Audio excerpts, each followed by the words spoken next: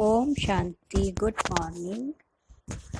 आज हम सुनेंगे 6 अक्टूबर 2020 के बाबा के महावाक्य हैं। शांति के सागर मीठे बाबा ने कहा, मीठे बच्चे, जैसे बाप भविष्य 21 जन्मों के लिए सुख देते हैं, वैसे आप बच्चे भी बाप के मददगार बनो, प्रीत बुद्धि बनो। दुख देने का कभी ख्याल भी ना आए। प्रश्न है, तुम रूप बसंत बच्चों का कर्तव्य क्या है?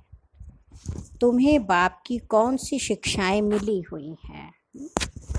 बाबा ने कहा, तुम रूप बसंत बच्चों का कर्तव्य है मुख से सदैव रत्न निकालना। तुम्हारे मुख से कभी पत्थर नहीं निकलने चाहिए। सर्व बच्चों प्रति बाप की शिक्षा है कि बच्चे आपस में कभी एक दो को तंग नहीं करना है ना। एक दूसरे को तंग करते हैं, कोई ऐसे ऐसे शब्द बोलेंगे फिर वो परेशान होगा। गुस्सा नहीं करना, यह आसुरी मनुष्यों का काम है। ये पहली बाबा की शिक्षा बच्चों के प्रति। दूसरी, मनसा में भी किसी को दुख देने का ख्याल ना आए। मन से भी दुख नहीं देना है ना। मन में सोचते रहते हैं कि हम ये करेंगे, तो प्लान बनाते दुख देने का। ऐसा कभी नहीं करना। तीसरी शिक्षा, निंदा स्तुति मान अपमान सब कुछ सहन करना।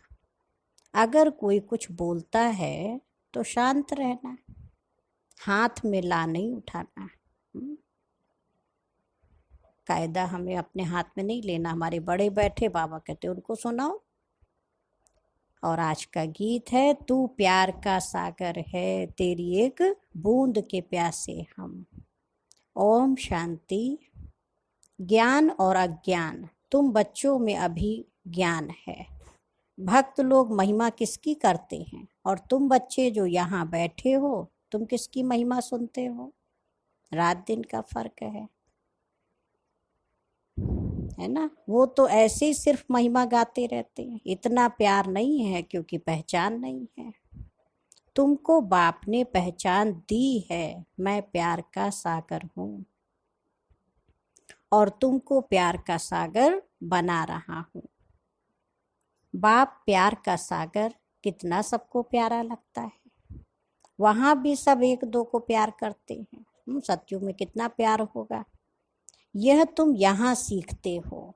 किसके साथ भी विरोध नहीं होना चाहिए, जिसको बाबा लून पानी कहते हैं, है ना। नमक और पानी, खारापन होता है ना, तो वो नहीं होना चाहिए। अंदर में किसके लिए भी नफरत नहीं होनी चाहिए। नफरत करने वाले कलयुगी नरकवासी हैं। जानते हो, हम सब भाई बहन हैं। शांति धाम में है तो भाई भाई है। यहाँ जब कर्म क्षेत्र पर पार्ट बजाते हैं तो बहन भाई हैं, ईश्वरीय संतान हैं। ईश्वर की महिमा, वो ज्ञान का सागर, प्रेम का सागर, यानी सबको सुख देते हैं, है ना। ईश्वर की महिमा में क्या गाते हैं? वो ज्ञान के सागर हैं, प्रेम के सागर हैं, सुख के सागर हैं। दुख हरता सुख करता है, कितनी महिमा है। तो तुम सब दिल से पूछो कि जैसे बाप भविष्य 21 जन्मों के लिए सुख देते हैं, वैसे हम भी वो कार्य करते हैं। अगर बाप के मददगार नहीं बनते, प्यार नहीं करते, एक दो से प्रीत नहीं है, विपरीत बुद्धि होकर रहते हैं, तो विनशंति हो जाते हैं। कहाँ से विनाश होगा, है ना। इस ईश्वरीय ज्ञान में फिर वो चल नहीं सकेंगे। तो भगवान की गोद से मर गए ना, फिर रावण की गोद में पहुंच जाते हैं।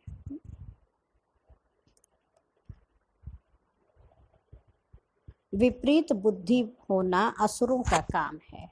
अपने को ईश्वरीय संप्रदाय कहलाकर फिर एक दो को दुख देना, उनको असुर कहा जाता है। देखो कितना गंदा नाम बाबा दे रहा है। इतनी अपने अंदर लज्जा आनी चाहिए, फिर हम क्या बन जाएंगे। अपने को ईश्वरीय संप्रदाय कहलाकर फिर एक दो को दुख देना उनको क्या कहें, असुर कहेंगे।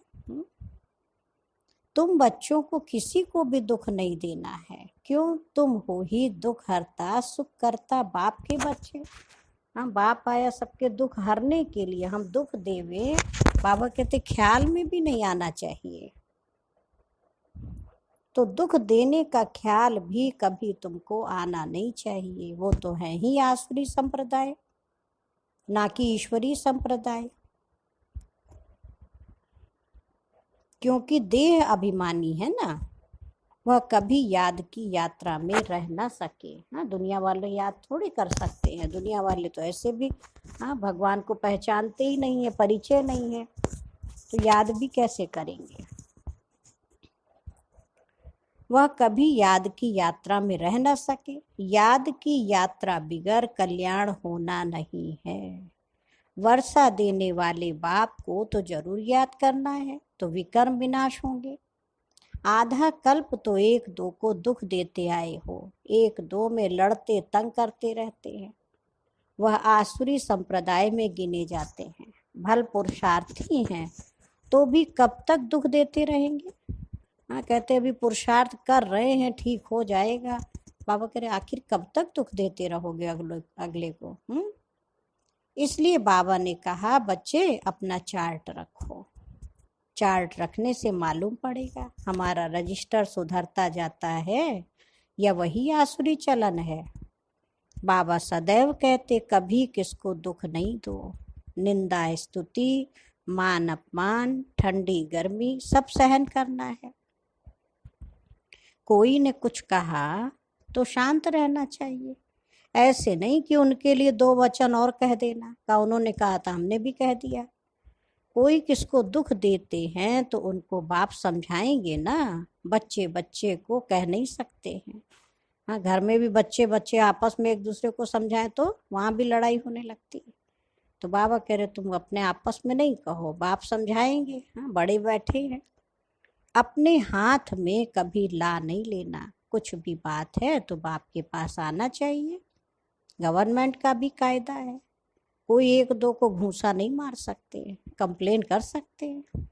ला उठाना गवर्नमेंट का काम है। तुम भी गवर्नमेंट के पास आओ, हाथ में ला नहीं उठाओ, है ना। ये भी हमारी ईश्वरी सरकार है ना, भगवान का घर है, बड़े बैठे हैं। बाबा कहते उनको सुनाओ।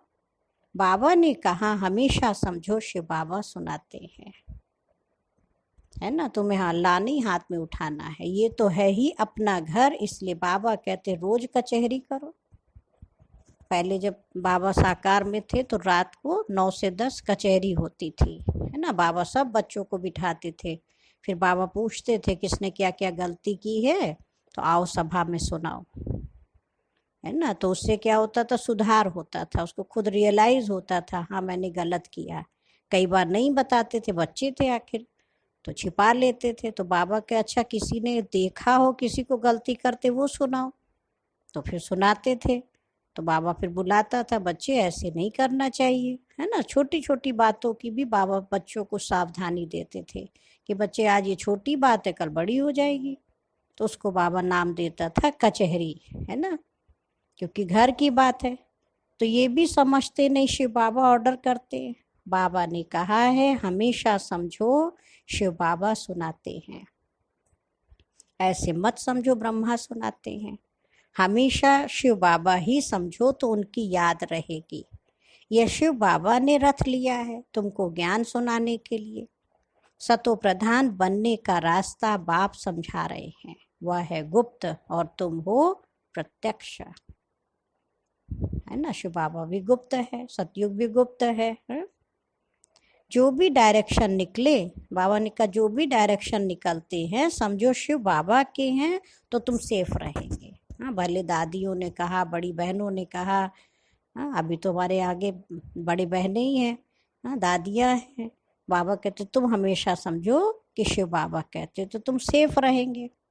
तुम बाबा बाबा शिव को ही कहते हो, वर्षा भी उनसे मिलता है। उनके साथ कितना रिगार्ड रॉयल्टी से चलना चाहिए। तुम कहते हो ना बाबा हम तो लक्ष्मी नारायण बनेंगे, फिर सेकंड थर्ड बने, हाँ, सूर्यवंशी नहीं बने तो चंद्रवंशी बने, ऐसे तो नहीं हम भल दास दासी बने। प्रजा बनना तो अच्छा नहीं है। तुम तो यहाँ दैवी गुण ही धारण करने आए हो ना। हाँ, तो ऐसे नहीं सोचना चलो कुछ भी बन जाएंगे। हाँ, बाबा ने कहा ऐसे नहीं, लक्ष्य तो ऊंचा रखो ना। आसुरी चलन तो नहीं होनी चाहिए। निश्चय नहीं है तो फिर बैठे बैठे कह देते इनमें शिव बाबा आते, हम तो नहीं समझते हैं। हाँ, बाबा आते ये भी नहीं समझते, निश्चय नहीं है। माया का भूत आने से आपस में ऐसे कह देते हैं। आपस में आसुरी स्वभाव वाले मिलते हैं तो फिर ऐसे ही बोलने लग पड़ते हैं, है ना। जिनकी नहीं बाबा के लिए भावना है, अब उनके पास पहुंच गए तो क्या होता, फिर उनकी जैसी बातें करने लगते हैं, आसुरी बातें मुख से निकलती हैं। बाबा कहते बच्चे तुम आत्मा रूप बसंत हो। रूप बसंत माना ज्ञानी और योगी। तो तुम्हारे मुख से रत्न ही निकलने चाहिए। अगर पत्थर निकलते हैं तो गोया आसुरी बुद्धि ठहरे, है ना। अगर मुख से पत्थर निकलते, कटु वचन निकलते तो क्या सोचना, आसुरी बुद्धि है। गीत भी बच्चों ने सुना। बच्चे कहते बाबा प्यार का सागर है, सुख का सागर है, शिव बाबा की ही महिमा है। बाप कहते हैं तुम अपने को आत्मा समझ बाप को याद करो। इसमें बहुत अच्छे अच्छे बच्चे फेल होते हैं। देही अभिमानी स्थिति में ठहर नहीं सकते। देही अभिमानी बनेंगे तभी इतना ऊंच पद पाएंगे। देही माना सोल कॉन्शियस, एक है देह अभिमान बॉडी कॉन्शियस, एक है देही माना आत्माभिमानी बनेंगे तभी ऊंच पद पाएंगे। कई बच्चे फालतू बातों में बहुत टाइम वेस्ट करते हैं, ज्ञान की बात ही ध्यान में नहीं आती है ना। व्यर्थ बातों में कितना समय गंवा देते। यह भी गायन है, घर की गंगा का मान नहीं रखते, घर की चीज का इतना मान नहीं रखते हैं। सोचते अपने घर की तो बात है, तो ऐसा नहीं है। बाबा कहते मान रखना है ना। जबकि कृष्ण आदि का चित्र घर में भी है, फिर श्रीनाथ द्वारे आदि इतना दूर दूर क्यों जाते हो। शिव के मंदिरों में भी तो पत्थर का ही लिंग है ना। पहाड़ों से पत्थर निकलते हैं, वो घिस घिस कर लिंग बन जाते हैं। उनमें कोई कोई पत्थर में सोना भी लगा हुआ होता है। कहा जाता सोने का कैलाश पर्वत। सोना पहाड़ों से निकलता है ना, तो थोड़ा थोड़ा सोना लगे हुए पत्थर भी होते हैं, जो फिर बहुत अच्छे अच्छे गोल गोल हो जाते हैं, वो बेचते हैं। मार्बल का भी खास बनाते हैं, है ना। तो जो पहाड़ों से लुढ़कते लुढ़कते पानी में, नदी में, है ना, झरने से फिर नीचे आते लुढ़कते लुढ़कते लुढ़कते, देखो वहाँ हरिद्वार ऋषिकेश एकदम चिकने हो जाते हैं, वो पूजनीय हो जाते हैं। तो वास्तव में संगम युग की बात है। बाबा कहते जो इस ज्ञान गंगा में नहाते नहाते, हाँ, लुढ़कते भी रहे, परीक्षाएं भी आती रही, परिस्थितियां भी आती रही, लेकिन भगवान का हाथ नहीं छोड़ा। ज्ञान योग में अपनी जीवन चलाते रहे, परिवर्तन करते रहे, है ना। तो क्या होगा, वो भी पूजनीय बन जाएंगे। तो बात तो यहाँ की थी। अब वहाँ देखो पत्थर ऐसे ही पटरी के किनारे भी देखो ट्रेन के रहते हैं गोल गोल चिकने, लेकिन वो पूजनीय नहीं कहलाते हैं। जो हरिद्वार ऋषिकेश में देखो पहाड़ों पर से लुढ़कते लुढ़कते आए, वो पूजनीय बन गए। तो बाबा कह रहे मार्बल का भी देखो खास बनाते हैं। अब भक्ति मार्ग वालों को कहो कि तुम बाहर में इतना भटकते क्यों हो, तो बिगड़ जाएंगे। बाप खुद कहते तुम बच्चों ने बहुत पैसे बर्बाद किए। हाँ, कितना इधर उधर चढ़ावा चढ़ाने में, हाँ, कितना मूर्तियां बनाने में। अभी नवरात्रि आ रही, कितना करोड़ों रुपया उसमें खर्चा करते हैं, फिर सब विसर्जन कराएंगे। तो ये भी ड्रामा में पार्ट है। बाबा भी ड्रामा कह के हल्के हो जाते हैं, हाँ, बच्चों को भी हल्का कर देते। तो बाबा कह रही ये भी ड्रामा में पार्ट है, जो तुमको धक्का खाना पड़ता है। ये है ही ज्ञान और भक्ति का खेल। अभी तुम बच्चों को सारी समझ मिलती है। ज्ञान है सुख का रास्ता, ज्ञान से सतयुग की राजाई मिलती है। इस समय राजा रानी तथा प्रजा सब नर्क के मालिक हैं। जब कोई मरता है तो कहते स्वर्गवासी हुआ। इन बातों को अभी तुमने समझा है। अभी तुम कहते हो हम स्वर्गवासी बनने के लिए स्वर्ग की स्थापना करने वाले बाप के पास बैठे हैं। ज्ञान की बूंद मिलती है, थोड़ा भी ज्ञान सुना तो स्वर्ग में जरूर आ जाएंगे। हाँ, बाकी है पुरुषार्थ पर। इसलिए कहा ना, तू प्यार का सागर है, तेरी एक बूंद के प्यासे हम। बाबा करे ज्ञान की बूंद मिल रही है ना, वो समझते गंगा जल की एक लोटी भी मुख में डालने से पतित से पावन बन जाते हैं। तो वास्तव में ज्ञान की बूंद की बात थी। लोटी भर कर ले जाते हैं, फिर रोज उनसे एक एक बूंद पानी में मिलाए स्नान करते हैं, वो जैसे गंगा स्नान हो जाएगा। तो भक्ति में देखो क्या क्या भावना से करते हैं। विलायत में भी गंगा जल भर कर ले जाते हैं। ये सब है भक्ति। बाप बच्चों को समझाते, बच्चे माया बड़ा जोर से थप्पड़ लगाती है, विकर्म करा देती है, इसलिए कचहरी करो। आपे ही अपनी कचहरी करना अच्छा है। साकार में ब्रह्मा बाबा जब भक्ति मार्ग में थे, विष्णु चतुर्भुज के बहुत भक्त थे, तो बाबा खुद ही अपनी कचहरी करते थे। हे आंखें, तुमने धोखा तो नहीं दिया? हाँ, हे मुख, तुमने गलत शब्द तो नहीं बोला?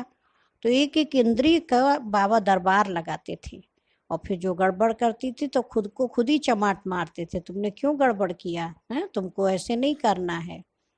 तो बाबा कहते तुम बच्चों को भी अपनी जांच खुद ही करनी, अपनी कचहरी खुद करो तो अच्छा है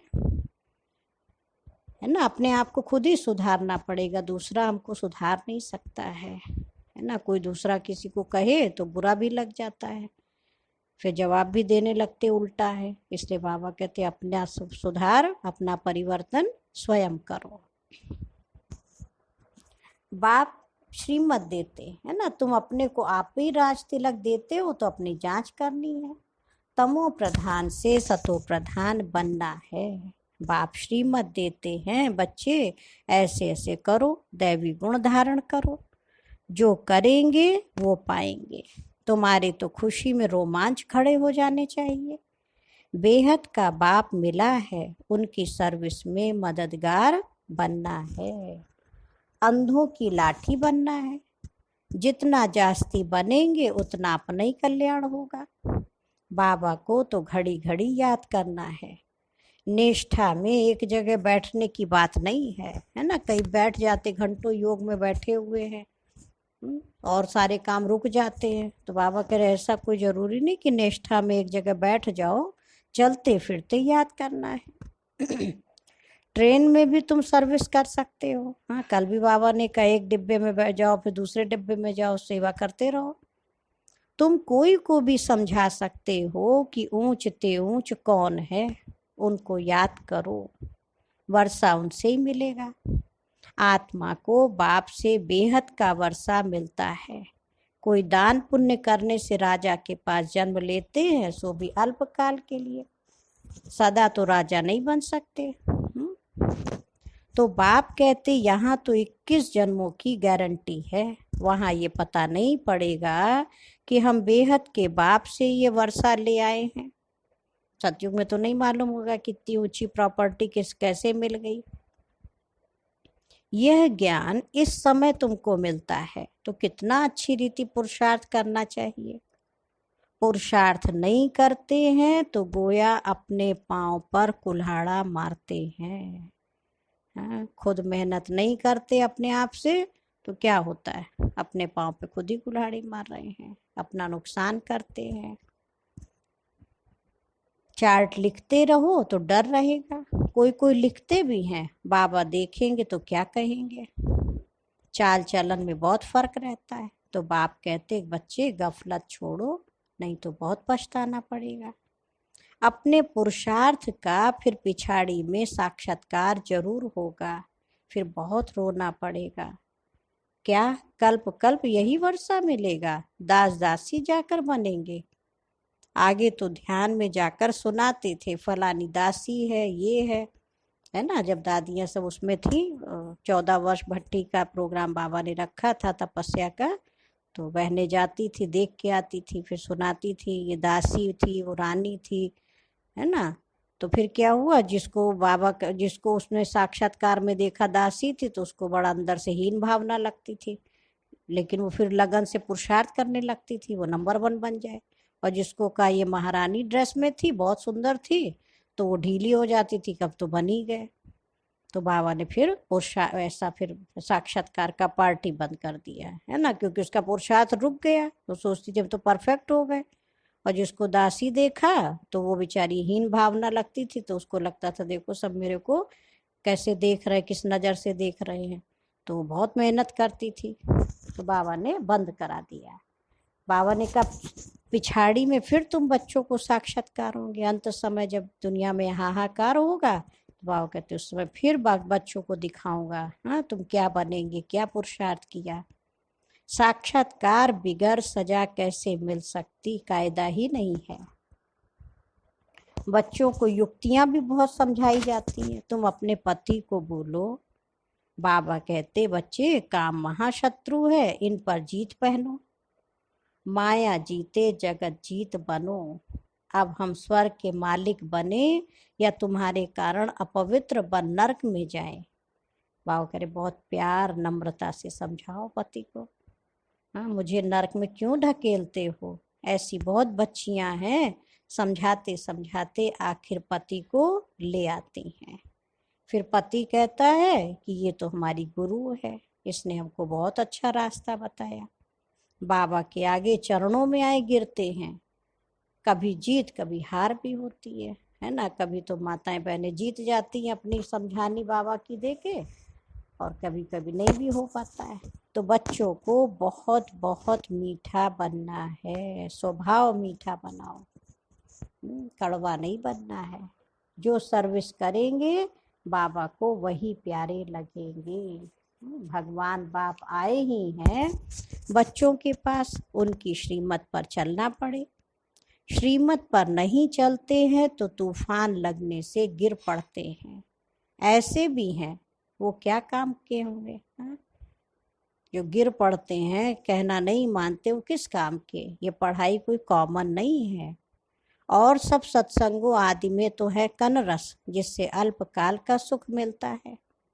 यह बाप द्वारा तो 21 जन्म का सुख मिलता है। बाबा सुख शांति का सागर है। हमको भी बाप से वर्षा मिलना है। सेवा करेंगे तब तो मिलेगा, इसलिए बैज सदा पड़ा रहे। हमको ऐसा सर्वगुण संपन्न बनना है। जांच करनी है कि हम किसको दुख तो नहीं देते हैं, आसुरी चलन तो नहीं चलते हैं।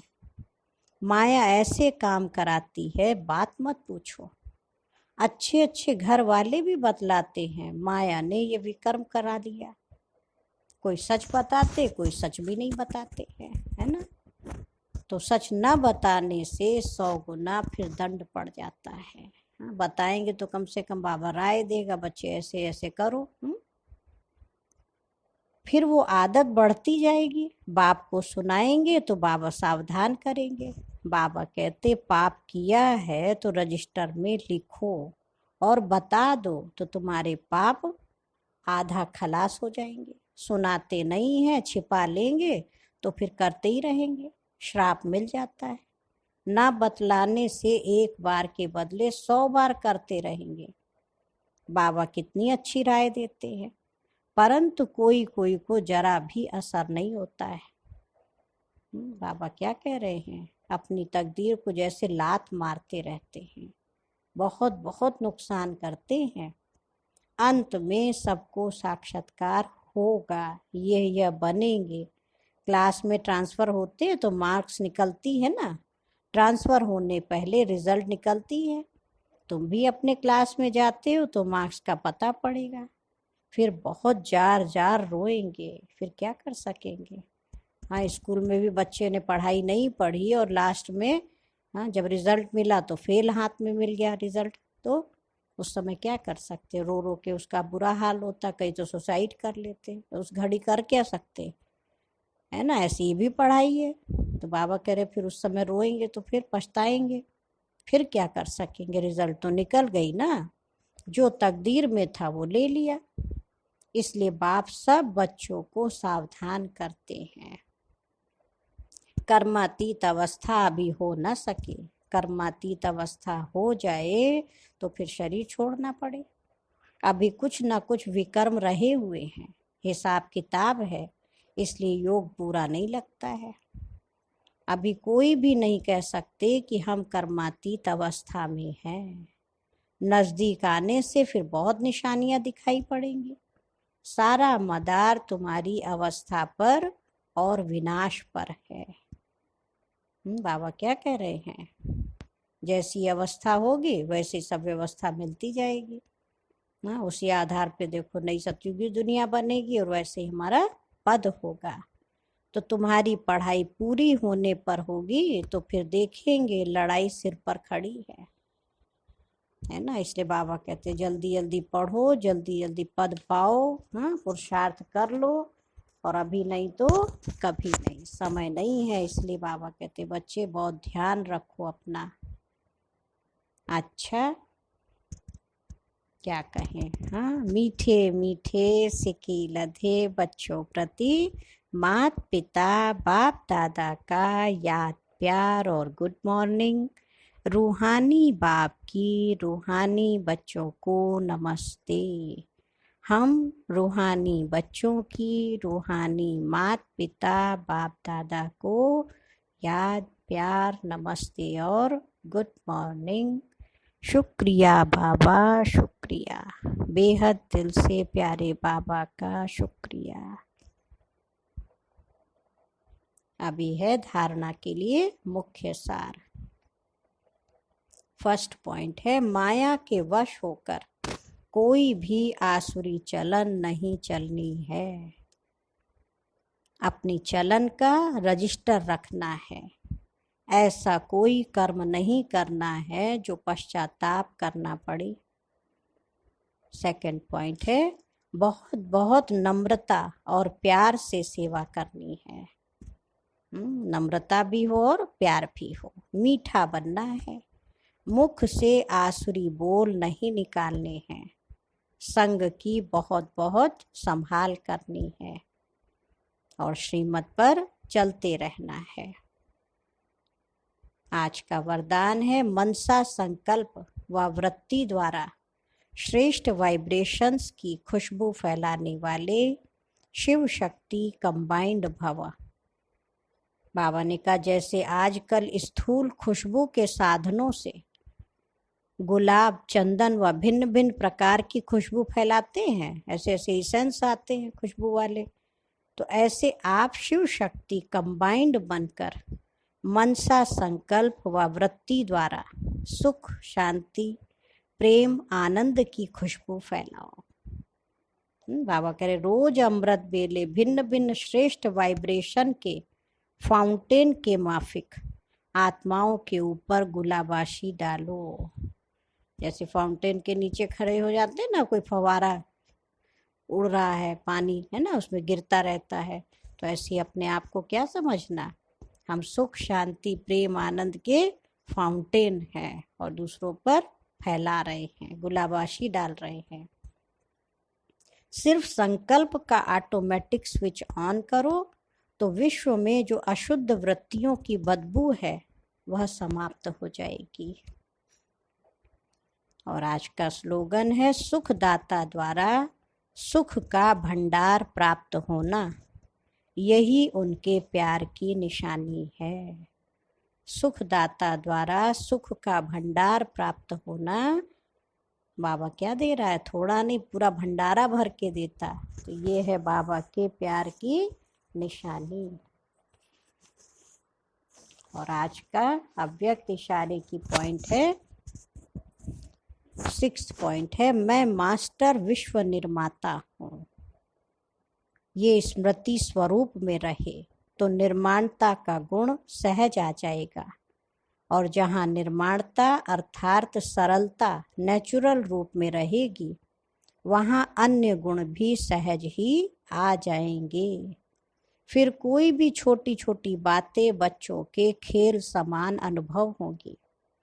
जैसे बच्चे बचपन के अलबेलेपन के कारण कुछ भी करते हैं तो बुजुर्ग लोग समझते कि ये निर्दोष अनजान छोटे बच्चे हैं, कोई असर नहीं होता। ऐसे ही जब अपने को मास्टर विश्व निर्माता समझेंगे तो यह माया के छोटे छोटे विघ्न बच्चों के खेल समान लगेंगे। है ना, छोटे बच्चों का कड़वा शब्द भी या कुछ ऐसा बोल भी देते तो उसको अवॉइड कर देते, हंसी में टाल देते, है ना, वो चुभता नहीं है। तो बाबा कह रहे अपने आप को क्या समझना, मैं मास्टर विश्व निर्माता हूँ। अच्छा, ओम शांति, ओम शांति, ओम शांति।